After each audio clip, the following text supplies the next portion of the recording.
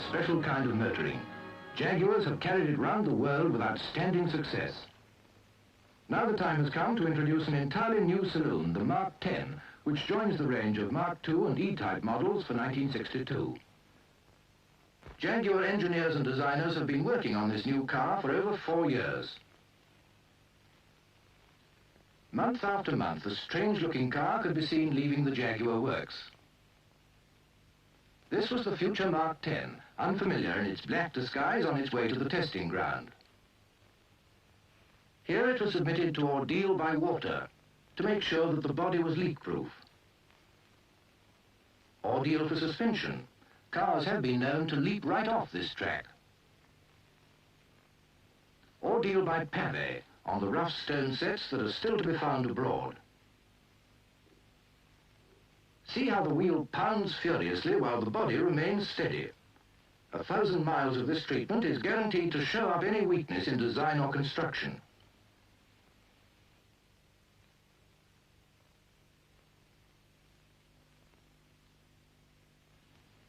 And finally, lap after lap of the high-speed test circuit at more than 100 miles per hour. But these tests were only a beginning. Prototype Mark X cars, still in disguise, were flown to the continent, each to do 100,000 grueling miles at high speed in all weathers, over some of the toughest and most difficult roads in Europe. Under the bonnet was an engine that had proved itself on the racing circuits of the world. The power unit of the E-Type Jaguar. How would such a high-performance engine, developing 265 brake horsepower, behave in a 5-seater luxury saloon? As the miles flowed past, the answer was faultlessly.